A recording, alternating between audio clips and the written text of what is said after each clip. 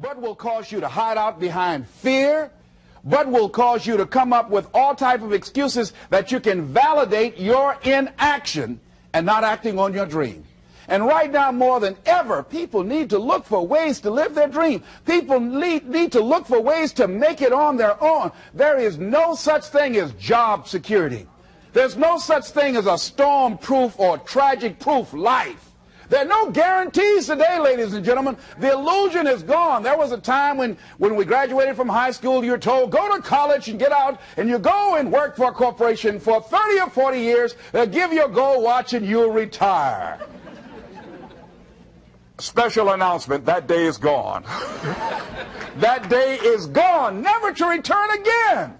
So instead of people living in fear, feeling stressed out, feeling powerless, feeling like victims, I think it should be a time that we need to begin to look at ways that we can become an active force in our own lives. Look at ways when we can decide to take charge of our own destiny. Look at ways when we can decide to design a life of substance and begin to truly live our dreams.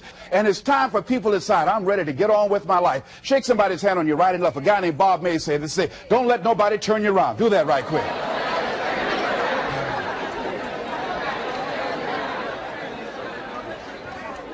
Now, you know, a lot of people say, I'm going to live my life one day when things get right.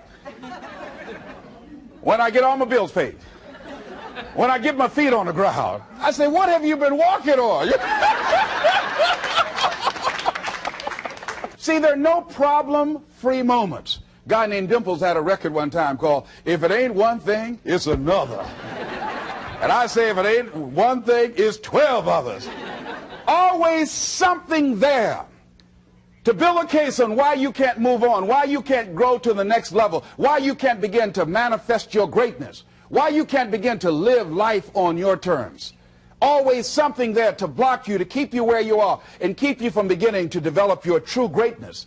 Always some fear. How do we handle it? And I'm saying that if you've been hiding out behind but, if you've been using the fact that you don't have enough money or you don't have the education, take it head on. Go get the education. I was saying to a guy the other day who was saying, I said, how old are you? He says, 47 years old. I said, your sister tell me that you can't read. He said, that's right. I said, why?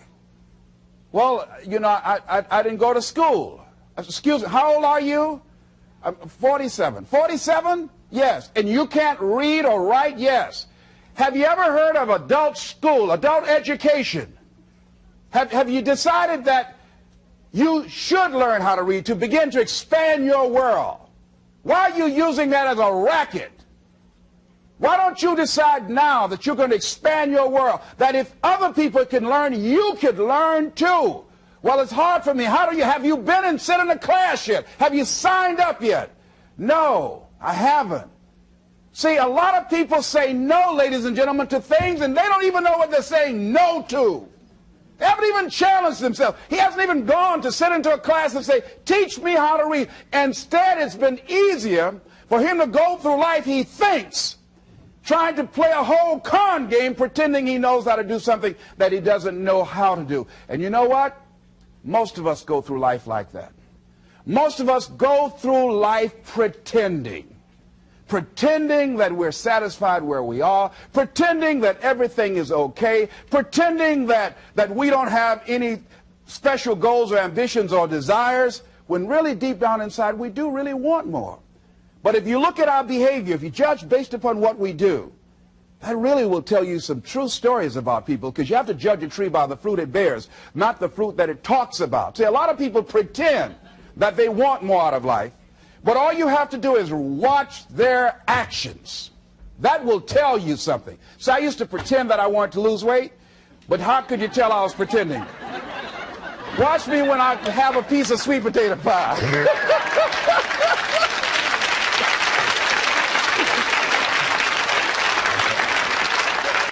Let me get within walking distance of some peanuts, some potato chips. See, I was pretending that I really wanted to lose weight. No, you just watch what I eat. I'll tell you what I'm seriously committed to. People who tell you, oh yeah, one day I want to have a restaurant. See, they're pretending they want to go into business for themselves. They're not serious. How can you tell, Les? Watch their actions. Watch what they're doing. The proof is in the pudding. So if you want to do something, if you thought about something you want to do, take it head on. Decide that you're going to start looking at it, start doing research on it, start tackling it, start becoming involved in whatever and wherever it might lead you to begin to explore the possibilities in that particular thing that you're seeking, so that you can begin to learn all you can about it. Decide that you're going to face it, that whatever shortcomings you have, that you're going to strengthen yourself there. Whatever training that's required, that you're going to go get that training, that you're going to get started right now. And George Washington Carver would say, do what you can, where you are with what you have, and never be satisfied. S.B. Fuller used to say, and you heard Joe Dudley talk about, always strive to be more than that which you are. Yeah, don't get satisfied with yourself. Always know that wherever you are, you can enjoy more, that you deserve more. But most people, you know what they do? Most people go through life quietly and safely, tiptoeing to an early grave. Find out what it is you want, and go after it as if your life depends on it. Why? Because it does. People that have found their passion, people that found the things that they love, people that have found the things that they can pour their lives into, those people live longer. I was in New York and I had to do a seminar at a special church, and a guy by the name of Reverend Johnny Youngblood. And I said, how is it that you were able to build this big housing facility and got all of the various community and religious groups together to have this dwelling for 2,000 residents that were once homeless? How were you able to take on this responsibility? Wasn't it overwhelming? He said, the kind of work I do, he said, it's in me. I've got to live what's in me. And I think that's everybody's desire in life. You've got to live what's in you. Life is just too short and unpredictable. But what do we say? But there'll always be tomorrow. Oh, no. There's no guarantees you're going to show up tomorrow. There are a lot of people who were here yesterday that they're not here today. There are a lot of opportunities that were around yesterday. They're not here today. Oh, you can wait, but you know what Abraham Lincoln said? Well, good things might come to those who wait, but only the things that have been left over by those who hustle.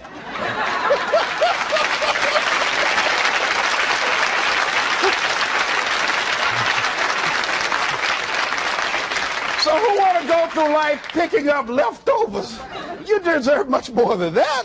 The leftovers is somebody has left you. So take it head on, begin to explore it. Here's something else. Decide to do it now. Decide whatever you want to do, that you are now going to become actively involved right now, exploring the possibilities for you. That you're going to look at it and do just a little bit of it right now. When I decided to become a speaker, I didn't just quit my job and just ran out and say, I'm a motivational speaker. No. What I did was, I decided to start looking at other people that were involved in the speaking profession. I volunteered to work with some speakers so that I could learn. Whatever you want to do, get your feet wet. Gain some experience doing some volunteer work in the area and find out whether or not this thing you want to do will fit for you. A friend of mine told me he wanted to have a restaurant. I said, have you ever operated a restaurant before? He said, no. I said, well, really, you don't even know if you want one. I said, what's your expertise? What do you bring to the table? He said, I can cook real good. I said, well, what about the management side? What about the business part of the restaurant? You're not going to be cooking all the time. Somebody's got to receive the money. Who's going to manage the personnel? He said, you got it right. You got a point there. So this guy got a job in a restaurant in the evening time on a part-time basis. After doing that for a while, he said, you know what? I think I just want to be a chef. He said, after working there, people didn't show up to work. He said, it's hard to find the help. People weren't responsible. The headaches, the guests were just giving him problems day in and day out. They weren't ever satisfied. He said, no, I just think I'll stick to cooking.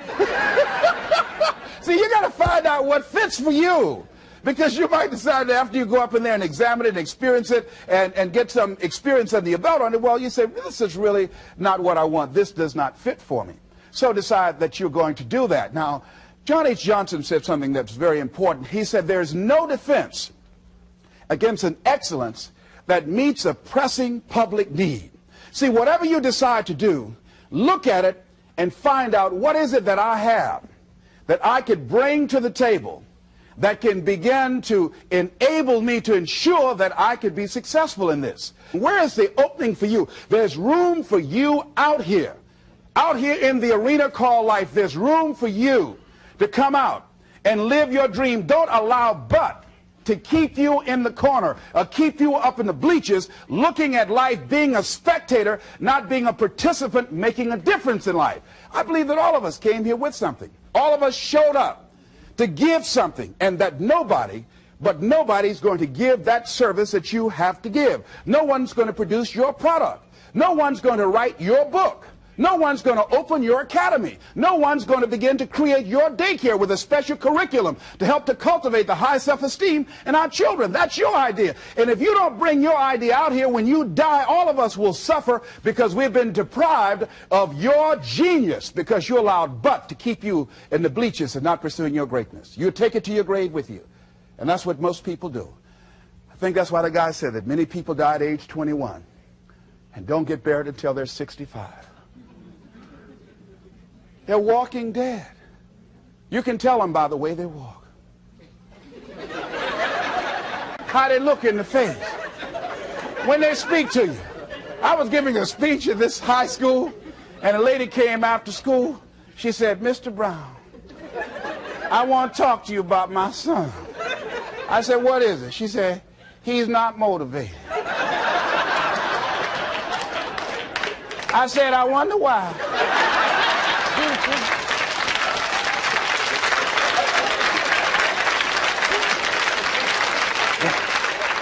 You got to have energy, ladies and gentlemen. You got to have life. If you're excited about what you're doing, even in the area of selling, you know people don't buy because of logical reasoning. People buy because of your way of feeling. People don't like to be around dead people. No, let the dead bury the dead. No, keep them away from you before they grab you and want to hold on to you. So the fact that whatever you do, you want to be excited about it. You want to have the kind of excitement that is so contagious that people want to be around you. Because whatever you're doing, whatever you talk to people about, this particular idea that you have, they're looking at you and they want to know, do you believe it? And are you the kind of person they want to be in business with? And if you're not positive, if you're not energetic, if you're not fired up about it, how can you expect anybody else to be fired up about your idea? Am I right? All right, repeat after me, please. I'm going to be fired up about my dream. I'm going to go at it with everything I got. Shake somebody's hand on your right and left and say, "You got what it takes." There are a lot of people who say, "But I tried once or twice and it didn't work out." And so they use that as an excuse not to ever come out again. Guy said, if at first you don't succeed, you're running about average. So if you have come out here with an idea and it didn't work out 2 or 3 times, well, that's all right. You're running about average. You know, I heard something, a jarring question. It says, why is it that people prefer known hells to unknown heavens? You know why? Because it's comfortable, ladies and gentlemen. I remember I was in a service once, and I heard Dr. Johnny Coleman give this example. She talked about a man who had been captured behind the enemy lines in a war and was sentenced to be killed or another option. The captain said to the guy, "Listen," he said, "tomorrow morning at 6 o'clock you can face the firing squad, or you can go out this door over here." And the guy said, "What's out the door?" He said, "No one knows. All we can tell you is just unknown horrors." He thought, and the next morning he selected the firing squad. After the shots rang out, the captain's secretary said, "What's beyond that door?"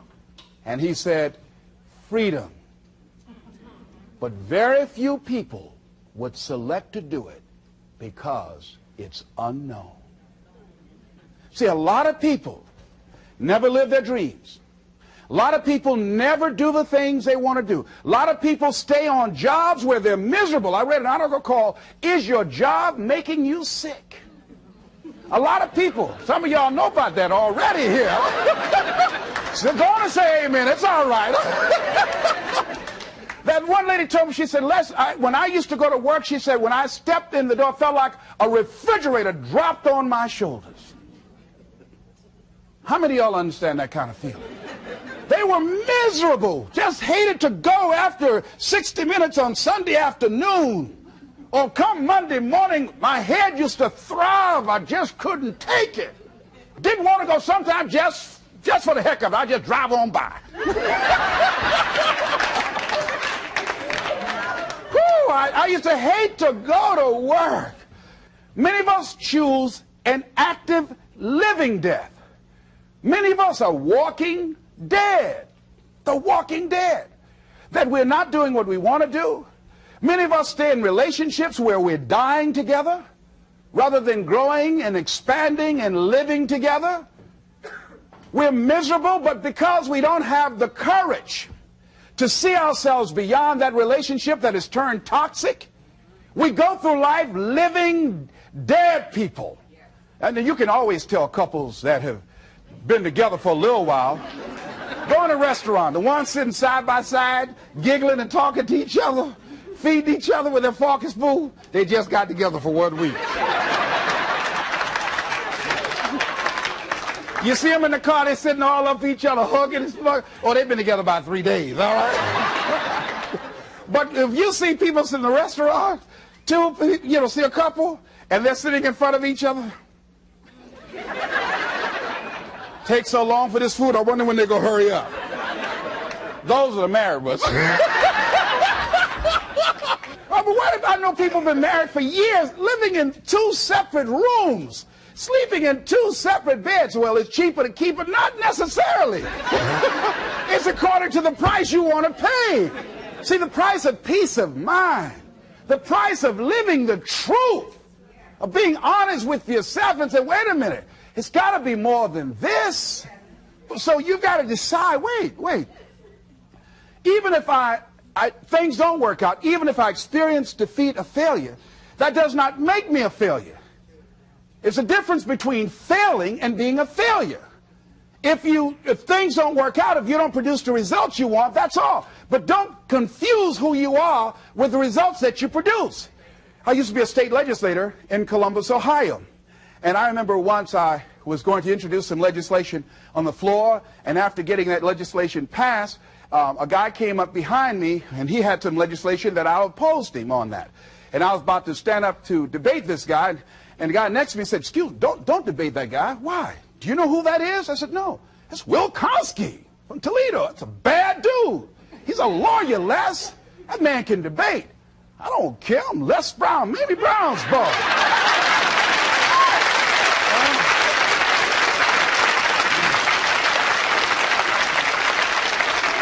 So I raised my hand, Mr. Speaker. He said, the gentleman from the 29th House District? I said, yes, sir. To tell the gentleman I'd like to take him on. Challenge him on this legislation. He said, Will Kosky said, I would more than like to, Mr. Speaker. Everybody would say, whoa. I asked him some questions. He responded. I say, I wonder why I asked that man that question.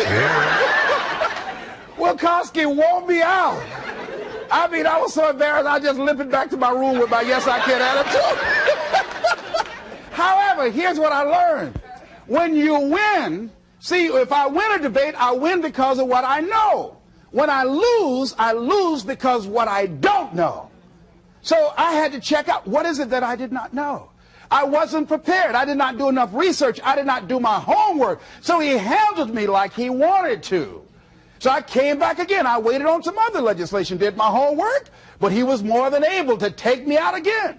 But pretty soon, each time it would become a little bit more difficult and a little bit more difficult. And the older guy say, would you argue in behalf of this legislation for me? I said, sure. I started volunteering to do work in the legislative committees for the older guys. I said, absolutely. And the more I did it, the better I became. And then people began to start respecting me. And when I would ask and say, Mr. Speaker, I'd like to speak on that bill, some guys' lips start trembling and stuff, like Jimmy. Wait a minute. Is there anything?